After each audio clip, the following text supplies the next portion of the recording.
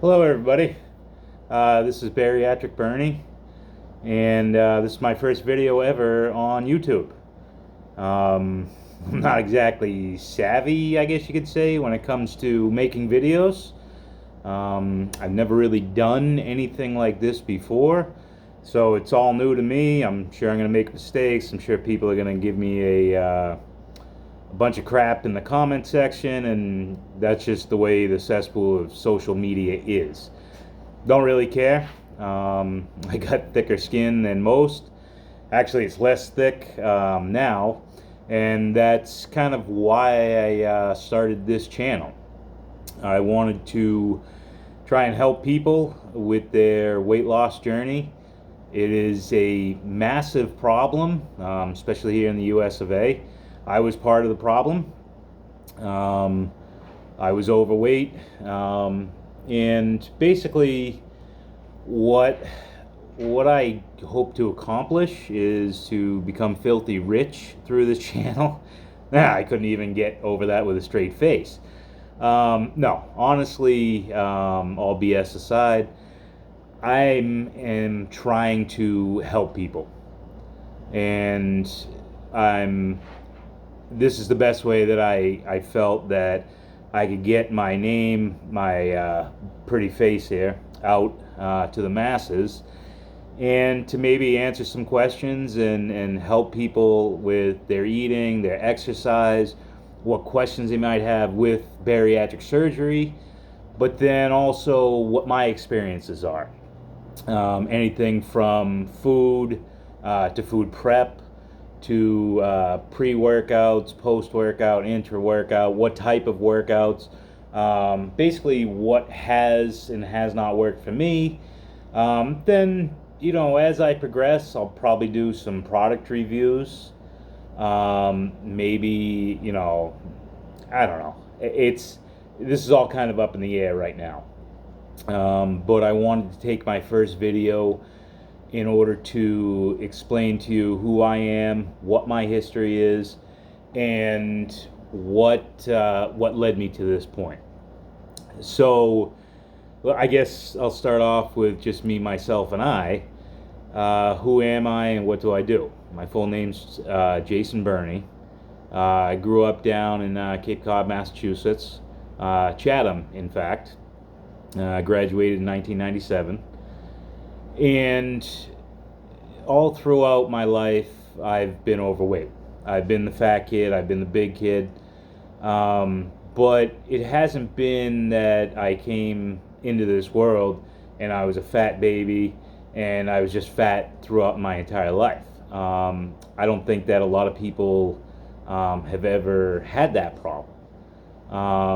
And a lot of people say, especially people like me, like, well, I've been the big kid, it just is what it is. I was a big eater, or I was a healthy kid because I ate lots of food. Um, the truth of it is, for me, and this may be different for some other people, is that when when my weight really became noticeable was kind of in chunks. And what I mean by that is if I was we'll say 50 pounds, just for a round number, I might stay at that 50 pounds, and then I would jump up to 60 pounds, and then I would stay at that number, and then I would jump up to 75 pounds. Then I might stay at that number for 6 months, 8 months, and then I would jump to another 5 pounds. And that's how it went. It wasn't that I would just continue to gain weight at a rate of a pound a day. It was, I would gain 5, 10 pounds, 15 pounds, and it would be kind of steps. And that's because of your food intake, how many calories, what type of food, your exercise, stuff like that. One of the things that kept me plateauing is that when I would gain weight, I would level out because of sports, I've always been big into sports. I played football when I was younger.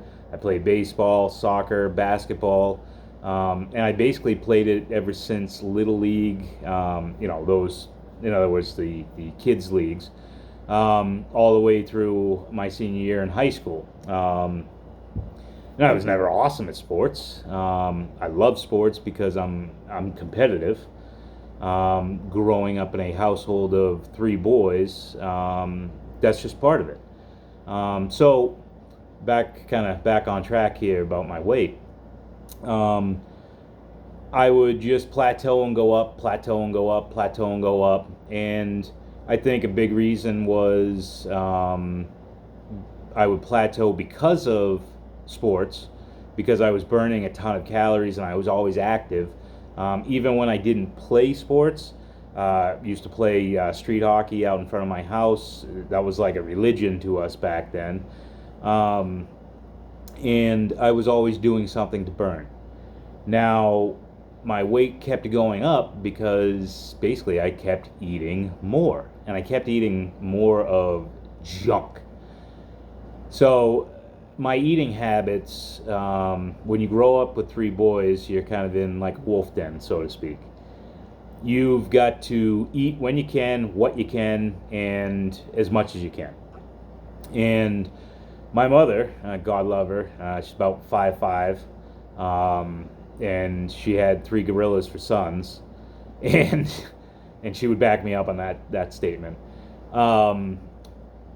We would eat a ton of pasta, a ton of bread, peanut butter, cheese, basically high calorie, high fat foods that when eaten on their own as a serving, totally fine for you. However, we didn't just eat a serving, we would just pound food, because literally, my mom would go to Stop and Shop in the morning, usually on a Saturday, and she would get sometimes 2 grocery carts full of food. I'm talking about hamburger, pasta, tomato sauce, grated cheese, American cheese, deli meats, all this stuff. And once it got home, that food literally did not last a full week at our house. We were diving into food already. My brothers have, one brother has more of a weight problem than the other. I was the worst out of any of them, so I'm not going to rip into them, because whatever they do is whatever they do. They're big boys. No joke, pun intended. And I was the youngest of the three, yet I was the biggest of the three. So I learned kind of how to eat everything as much as I can, and I was never controlled. There was no portion control, and the weight started becoming a problem when I was a young kid. I don't remember how young exactly I was, but my mother, she used to go to Weight Watchers. It was a church out in Harwich that they rented the hall, and every Sunday we'd go. I think it was like 6 to 7 at night or something. And we would go there, and they teach you about how to eat, what to eat, sizing, all that. It never worked for me. I would drop 5 pounds, and people would compliment me, and then I'd just fall off the rails. And I didn't know what it was, I didn't know what it truly meant back then, to be how big I was, how young I was, and to be in a place called Weight Watchers, that other people were there with weight problems who were much older than me, and I didn't understand it. And I thought, because of the way Weight Watchers was set up back then, that I could only eat fruit and vegetables, I couldn't eat anything else. Obviously I've learned quite a bit since then, but back when I was a kid, that's what you thought. Well, when you're a kid, you don't want to eat that crap. Hell, I don't even want to eat that crap today. Which is funny because I married a vegetarian. But most of my food consists of meat, today. And obviously, with future videos, I'll go more into depth with what I eat. But I've had a reversal of thinking, and it's not because I don't think that vegetables and fruits are the way to go. They are absolutely 100% part of your diet. But what's happened in my life with the bariatric surgery that I had last year, I've learned a lot, and I'm going to share that with you guys. Maybe that's a little bit of foreshadowing that if anybody actually watches this and comes back, you're going to get to see what I do. But the Weight Watchers thing, it never worked for me. I think today that it's kind of a scam. They're a business, and businesses will not thrive unless people return. And usually people return because either they like the product and it worked perfectly for them, they like the product and it didn't work, so they continue to try, which means they continue to pump money, or it failed and they think that by pumping more money, kind of like at a casino, that they're going to hit the jackpot at some point and it's going to work for them. Hate to tell you, folks, usually at the casino, when you start pumping and dumping, and you start throwing the money into that machine going, oh, it's hot, it's gonna hit, you do nothing except waste your money and you don't get jack shit out of it. That's just reality. Casinos aren't built to fail, they're built to take your money. So Weight Watchers didn't work for me, and I continued all through elementary school and into high school, just getting bigger and bigger. The other thing that probably helped me with plateauing my weight, as I was saying earlier, is the fact that I kept growing height-wise, which is great. And I didn't realize, kind of like a dog does, their size. And it's just something that I just kept going with, and it was no big deal because as I grew heavy, I grew taller, and I could still run around, I could still jump up and down, I could still do lots of stuff. I do remember specifically during baseball was that when I was in the little leagues, I was a catcher, and I would crouch and I could stop and I could get up, and it was easy. I was a kid. Your joints are lubricated, you're still growing, you got massive amounts of energy. It's very easy.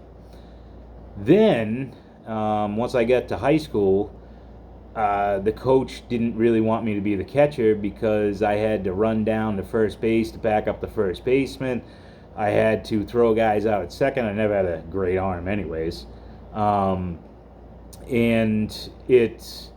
I stopped doing that and I went to first base. Well, first base, you kind of stand around quite a bit because you don't get a ton of balls hit at you. But obviously, you do got to get your butt over there to cover the bag when there's some hitting the infield. But that was kind of typical where I went from a very active spot to a very non-active spot.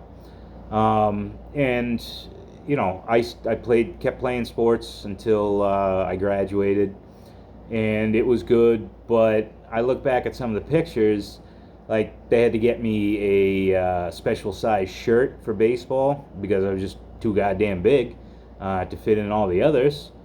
And it's just something that stuck with me because I was always the fat kid, just the way it went. So once I got out of high school, my weight kind of plateaued for probably a couple of years. And I plateaued because I was out there working a physical job. I used to work doing, I still do, but back then it was for my dad's septic company. And I was outside shoveling, raking, running machines, jumping in and out of trenches, doing septic work. And septic work is very labor intensive. If anybody's done it, then they understand. So that kind of kept me in check, and I would literally breakfast in the morning, sausage, egg, and cheese over at Dunkin' Donuts on an everything bagel. That was my favorite. If I could find it, I'd get the garlic bagel. However, they don't really make them. They don't. Not every store carry them. That's what I'm trying to say. But that was my breakfast with a chocolate milk, usually Nestle Quick. And then at lunch, I'd stop at D'Angelo's or another sandwich joint. I get a large sub, usually an Italian, steak and cheese, roast beef and cheese. That was basically my staples, unless they had like sausage and peppers or something like that. So, along with usually fatty meat, now you're throwing on the large sub roll. There's a ton of carbs in there with calories. Then you're throwing on cheese, which is calorie dense. And then I'd usually have a bag of Doritos. They used to be 99 cents. That's kind of how old I am, as you can tell by this stuff down here. For like I don't even know what size ounce bag it was, but that bag was 99 cents at the time. So you grab that, you grab a Coke, and then you drink that. And soda's obviously one of the worst things for you. And then dinner time, that would be anything. It could be a full steak. It could be, I hate to admit it, but a full box of macaroni, so 1 pound box of shells. Then I'd cook a pound of hamburger, usually 80-20. And then a can of tomato sauce if I wanted it. Or I'd use a box of Velveeta cheese with a pound of meat. And then I'd pound that whole meal at night. Then I'd be looking for dessert afterwards. And then you kind of get the idea of, oh my God, this guy was eating probably 4,000 to 5,000 calories a day. No wonder why he ballooned to a fat ass. Which I was kind of already there. But over the years, my job became less physical because I started running a machine more, and then I started doing some managerial work. So I would slow down. Then, to top everything off, when I was 18 years old, I started smoking cigarettes. And it was because, the neighborhood kids, it was cool. You'd stop their house, you'd have a couple, or it would be before at the bus stop. And it was just normal back then. And I picked it up. My dad had smoked for a number of years. And it was never because of him. It was because of the social aspect. And I wanted to try it because I thought it was cool. And I thought more people would hang out with me. Which didn't matter if you smoked or not. People were going to hang around you. Especially coming from a small town like I did. So the smoking really, my lungs, I never really noticed it, but my lung capacity was diminished because I was smoking all the way into my 20s, and actually I smoked all the way into my 40s. I had about 21 years of smoking, and before I got the surgery I had to quit. But that's for another date and time. So as I got older, I slowed down. Yet my food consumption, my cigarette consumption, which was about a pack a day, went up. And now, because I was 21, I could drink. So what I do was, I would still eat the same stuff Sunday through Sunday. And then I was throwing in extra Cokes because I became a rum and Coke drinker. I love Captain and Coke. Sailor Jerry, shout out to them as well. And I loved it. I loved the sweetness. And, of course, when you're in your 20s, you can pound like you read about. So I was drinking somewhere around a 2 liter of Coke every time I went out drinking, which was usually every Friday and Saturday night. And then, you get up for work on Monday and you start the cycle again. Well, you do that for enough years and it starts to beat you. It started coming to a point, and I look back on it now and I recognize it, that, yeah, I was hurting. My joints started to hurt when I started getting in my mid to late 20s. I didn't have a lot of energy, and that's just the way it went.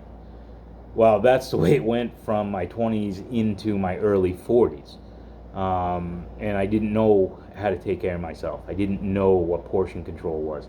I didn't know where the line was drawn. And I used to order food. I used to pound a large pizza, or I'd go to my favorite restaurant, which was DJ's. And if anybody knows the Cape, they're the wings, ribs, subs, and more. What I used to eat was literally on a Friday night, I would call, and it would be 2 buffalo chicken sandwiches, 1 hurt me, 1 hot, sometimes with or without blue cheese, depending on how I felt. Double fries, because I didn't want the coleslaw. A small mozzarella stick, which was 6 mozzarella sticks. And then a 2-liter Coke, and most of the time a brownie. Well, that was my custom food that I got either delivered or I went down and got because I lived so close. That probably went on for 2 or 3 years while I was living over in Yarmouth. And I would, even there, like, I would leave during the day and I'd go somewhere and be like, oh, I'm just going to pound food. So I'd stop somewhere and I'd pound food. And then I'd pound food later that day. And then I'd go out shopping and I'd get more food to pound. And I was buying Twinkies, I was buying Ding Dongs, Funny Bones are my favorite. I used to eat those, usually 2 packs at night. So that's 4 of them. God knows how many calories that is. I don't even touch them now. So that was kind of my eating habit, and on top of everything that I did, between the smoking, the drinking, the eating, I also have, I hate talking about it, but it is just part of me and just what it is. I have depression. I have been clinically diagnosed. This isn't like a call for help or when at me. This is something that I've had to deal with that, I've had some dark days. But I feel like since my health has improved, that has vastly improved. But, you were just diagnosed and then stuck on pills, and that was it. It was tough to deal with when I was younger because I did get bullied a lot. And I'm sure it contributed to my weight gain and my problems overall, and that's just the way life went for me. It just is what it is. Kids are cruel, and I'm watching that sometimes with my own son now, who he's just 8. He has problems, and when I hear of the problems, it reminds me a lot of the problems that I had. Now, as his father, I can, adjust things accordingly because I went through it. So I kind of know how to deal with it. But you're a parent, and it's not the ideal situation. You rather send your kid to school and everything's perfect for them, and they get an education, and everybody loves everybody. Oh, welcome to the real world. So that's basically me through the first portion of my life, all the way up into last year on March 29th. Actually, almost 2 years ago. March 29th of 2022. That's when I had my surgery. And 3 days before that, I quit smoking. Which I was supposed to quit smoking at least 90 days before the surgery. But hey, you know what? We all have our problems, and that was one of them for me. It was the toughest thing I ever had to do. And I'm sure that there are other people out there who smoke that completely understand it, because that urge, that feeling. But then the biggest thing is the routine. That was what always got me. And my routine every day at work was, when I was driving in, it would be at least 2 cigarettes. That I get to work, and I get my work for the day, and I go out to hook up the machine or load up something. There's the cigarette again. Then you drive into the work, and you stop at Dunkin' Donuts, and you grab your sausage, egg, and cheese, and your chocolate milk, maybe a water because it's hot out. But back then, it was kind of like, whatever. I can always stop at a store because there's thousands of them around. And then you get back in the truck and you start driving, light up another smoke. Get to the job site, you see what's going on, you smoke it on the job site. Then you're taking breaks to have butts because you're stressed out. So the stress that you're gaining, you want to fix that so you have a cigarette, then you're sitting down for another 20 minutes having another cigarette because it's just the way it was. And you start adding all of that stuff up over time, and it damn near killed me. I'm surprised it didn't. I'm surprised it didn't drop dead of a heart attack. Obviously, I didn't want to. And all of my choices were adding up to that's exactly what's happening, or going to happen. And I thankfully made it till 43, well, 41, when I started exploring the bariatric surgery, and I've made it so far. So that's kind of who I am, what I do, what I have done. And as you can see now, I've dropped quite a bit of weight. And the truth of it is I'm down to 213 pounds. My heaviest was 461. So that's 249 pounds lost, and I hope I remember that number correctly. It's either 48 or 49, but anyways. And it's because I've stuck to the plan. It's because I work out. It's because I'm very religious about what goes on. There was a song by Jimmy Buffett that I'm a huge parrot head. And in his song, he one of his quotes is, "You treat your body like a temple, and I treat mine like I'm sorry. I treat my body like a temple. You treat yours like a tent." That was from his song "Fruitcakes," and that's kind of stuck with me because my wife, she's a vegetarian. She doesn't smoke. She's in great health. She can run absolutely. She can run miles. It's insane. I don't understand it, but then again, I could never run miles even when I was a kid. Kind of like a dwarf. I'm great over short distances. Don't put me in the long run. But the idea was, yeah, I treated my body like a tent. I beat the crap out of it. I had, I was on borderline of diabetes, and the bariatric surgery changed everything for me. So hopefully a few people watch this. I know it's kind of long-winded, but I want to get out of the way who I am, and what's led me here today. And if everybody has any questions, leave it in the comments below. I'm more than happy to be honest. I'm more than happy to give my opinion. As they say, opinions are like assholes. Everybody's got one, and most of them stink. But I'd like to try to help people. And some people might have questions about the bariatric surgery, about the realities of it. Other people might have a question about food, or they might just have a question about, what drives me. Who knows? If anybody does have those questions, feel free to give it to me. And I think next week I'm going to kind of be going into the health and nutrition of what I do. Meal preps, what I eat, how much I eat, and maybe this can help somebody. And if it helps you get over the hump, I love it. I would love to hear about it. But that's really it for now. I hope everybody out there stays safe, and we'll see you next time. Thank you.